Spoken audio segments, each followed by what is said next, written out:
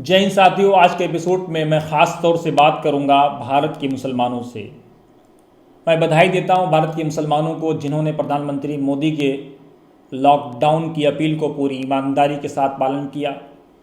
संकट की इस घड़ी में जब समय था देश के साथ खड़ा होने का, पूरी ताकत के साथ खड़े रहे। छोटी मोटी घटनाएं ज़रूर हुई, हमारी कोशिश है कि इन जो घटनाएं हुई हैं इनको भी कम किया जाए। और हम अपील करते हैं अपने चैनल वतन समाचार के माध्यम से कि जो भी कहीं छोटे मोटे फॉल्ट हैं उसको ख़त्म किए जाएं और पूरी ताकत के साथ जब देश के साथ खड़ा होने का समय आया है। क्योंकि जब गुलिस्तान को खून की ज़रूरत पड़ी सबसे पहले हमारी ही गर्दन कटी। तो आज जिस तरह से देश की आज़ादी के लिए रेशमी रुमाल तहरीक हो, उलमाए सादिकपुर हो, उलमाए बिहार बंगाल हो, जिन लोगों ने पूरी ताकत के साथ, हमारे पूर्वजों ने जब देश की आज़ादी की लड़ाई लड़ी, देश की एकता और अखंडता के लिए लड़ाई लड़ी, तो आज ज़रूरी है कि फिर जब देश पर संकट आया है तो हम देश के साथ पूरी ताकत से खड़े रहें। दोस्तों, जुमा के 2 जुमा गुजर चुके हैं लॉकडाउन के बीच। अच्छी खबर यह है कि तकरीबन बड़ी तादाद में 99% मुस्लिम आबादी ने इनका पालन किया है। चुटफुट घटनाओं को इग्नोर किया जा सकता है, क्योंकि आइंस्टाइन ने बहुत अच्छी बात कही है कि जो अच्छी चीज़ें हैं उनको ले लीजिए और जो बुरी चीज़ें हैं उनको इग्नोर करिए। तो हम भी अपील करते हैं कि जितनी अच्छी घटनाएं हैं उनको आगे बढ़ाया जाए। अगर कुछ चुटपुट वाक़यात हुए हैं तो उनको पीछे धकेला जाए। लेकिन अब जबकि शबे बारात आ रही है, इस समय मैं आप लोगों को संबोधित करना चाहता हूं, आप लोगों से मुखातब होना चाहता हूं। देखिए, अब जाहिर सी बात है, लोग इसाले सबाब के लिए बहुत बड़े बड़े प्रोग्राम पहले करते थे, बहुत सारे इवेंट्स ऑर्गेनाइज करते थे, जुलूस निकालते थे, फातिहा करते थे। लेकिन अफसोस ये होता था कि उस बीच में भी हुटिंग, बाइक वगैरह स्टंट लगाते थे। अब जबकि देश लॉकडाउन है, पहले भी पुलिस मना करती रही है, सरकारें अपील करती रही हैं, दिल्ली के एलजी की ओर से भी इस तरह की अपील जारी होती रही है। अब फिर ज़रूरी है कि हम उन अपीलों का पूरी ताकत के साथ, पूरी ईमानदारी के साथ पालन करें। सड़कों पर इंस्टेंट ना करें, बाइक ना लेके दौड़ें, हुटिंग ना करें, क्योंकि जब हम अपनी जान जोखिम में डालते हैं तो अपने किसी जो सड़क पे चल रहा होता है उसको भी जान में जोखिम में डालते हैं। और याद रखिए, अगर आपकी ज़ात से किसी को भी तकलीफ पहुंचती है तो समझ लीजिए आप धर्म के पालन नहीं करते हैं बल्कि अधर्मी हैं। इसलिए क्योंकि आपका रोज़ा, आपकी नमाज, आपका हज, ये आपके लिए है, ये आपको फ़ायदा देगा। लेकिन आपका ज़कात, आपका सदका, आपका अच्छा अमल, आपके अच्छे बोल, आपकी प्यारी प्यारी बातें, मीठी मीठी बातें, सोसाइटी का हेल्प, इससे सोसाइटी बिल्डअप होगी। कुरान मजीद की एक आयत याद रखिए, फ़अम्मा ज़बद फ़यज़हबु जुफ़ाअन, जब सैलाब आता है तो जो झाग होता है वो झाग बह जाता है, पानी के साथ बुलबुले की तरह, उसका कोई वजूद नहीं होता, अपना वजूद खो देता है। लेकिन वअम्मा मा यनफ़उन्नास फ़यमकुथु फ़िल अर्ज़, लेकिन जो चीज़ फ़ायदेमंद होती है, अल्लाह रब्बुल आलमीन का ये वादा है, ईश्वर का ये वादा है कि वो उसको ज़मीन में ठहराव देते हैं, उसकी उम्र लंबी कर देते हैं। कज़ालिक यज़रिबुल्लाहुल अम्साल, और इसी तरह से अल्लाह रब्बुल आलमीन मिसालें देकर के बयान करता है। तो हमारे लिए ज़रूरी है कि हम सोसाइटी के लिए बेनिफिट यानी फ़ायदेमंद का ज़रिया बने, फ़ायदेमंद साबित हों। इसी तरह से आप एक बात और याद रखें, आज आपने देखा होगा कि किस तरह से लोग भूख से परेशान हैं। तो जो जलसे जुलूस में, जो सलवील में, जो अलग अलग प्रोग्राम में, इवेंट्स में आप लाखों लाख रुपए खर्च करते थे, आज संकट की इस घड़ी में ज़रूरी ये है कि अपने खर्चे को ख़त्म कर दें। क्योंकि मुझे बहुत सी जगह से ये अफसोस ये है कि बहुत से लोग अपनी विपदा बयान कर रहे हैं। वो बता रहे हैं कि उन्होंने अपने बच्चे का दूध बंद कर दिया, अपना राशन, उनके पास 3 दिन का 4 दिन का राशन नहीं हो, कैसे चलाएं। तो संकट की इस घड़ी में, विपदा की इस घड़ी में ज़रूरत इस बात की है कि हम लोग अपने खर्चे को कम से कम समेट लें। 3 रोटी खाते थे, 1.5 रोटी खाएं। क्यों? क्योंकि अल्लाह के रसूल की हदीस है, अल मोमिनु याकुलु मिअन वाहिदन, क्योंकि मोमिन जो है, जो अल्लाह पे ईमान रखने वाले लोग हैं, जो ईश्वर को मानने वाले लोग हैं, जो परमात्मा को मानने वाले लोग हैं, जो प्रॉफिट मोहम्मद को मानने वाले हैं, वो लोग हैं, वो एक आंत से खाते हैं, यानी बहुत थोड़ा सा खाते हैं। यानी वो खाते हैं सिर्फ इतना कि उनकी ज़िंदगी बसर हो सके।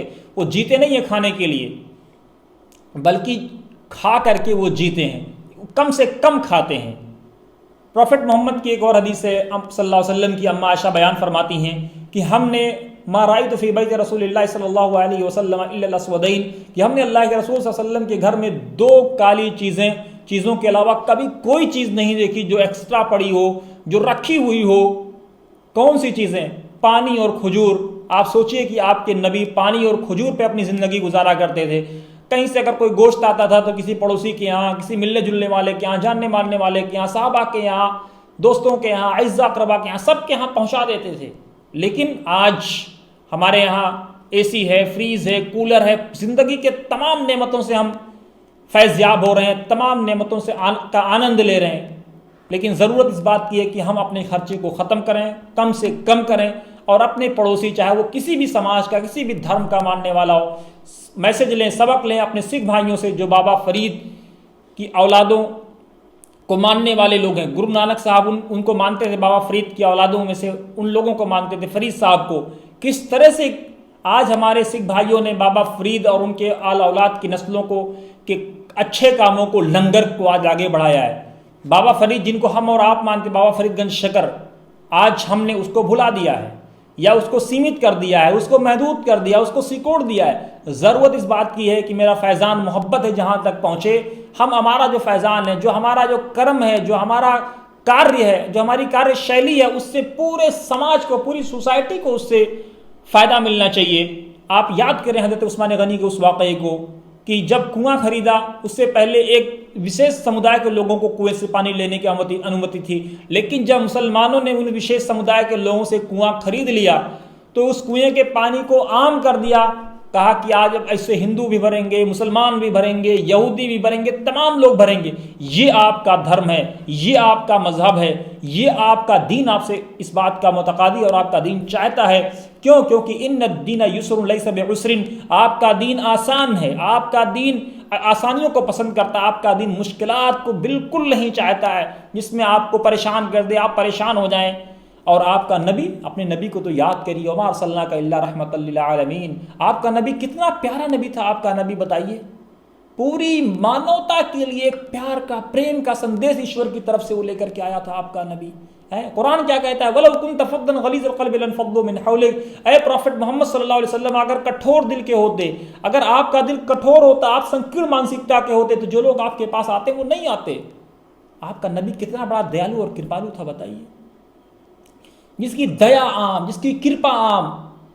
आज हम और आप किस तरह से अपने आप को समेट रहे हैं दोस्तों। इसलिए मैं आपसे विशेष विनती करना चाहता हूँ, इस संकट की इस घड़ी में गरीबों का खास ख्याल रखें। और जो लोग ज़कात रमज़ान में देना चाहते हैं, अभी से वो अपनी ज़कात की प्लानिंग करें, उसको निकालना शुरू करें, ताकि जो लोग भी आपके आस पास पड़ोस में जो लोग भी परेशान हैं, ज़रूरतमंद हैं, उनको उन तक का पैगाम, उनको उन तक का खाना, उनकी पानी, उनकी दवाएं उन तक पहुंच सकें।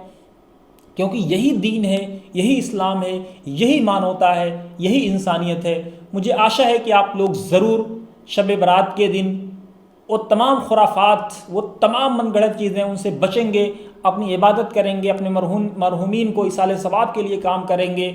लेकिन खुराफात, बाइक इंस्टेंट करना, उल्टी सीधी कर चीज़ें करना, सरकार के किसी भी, जो सरकार ने जिस कानून को बनाया है उसका उल्लंघन करना, उसकी धज्जियां उड़ाना, उससे आप ज़रूर बचेंगे और आप अपने जानने मानने वालों को भी इससे बचाएंगे। आशा है कि मेरा एपिसोड आपको पसंद आया हो। दोस्तों, अगर आपका एपिसोड पसंद आया हो तो आप ज़रूर कमेंट बॉक्स में लिख करके हमें अपनी राय दें। जय हिंद, जय भारत, हिंदुस्तान जिंदाबाद।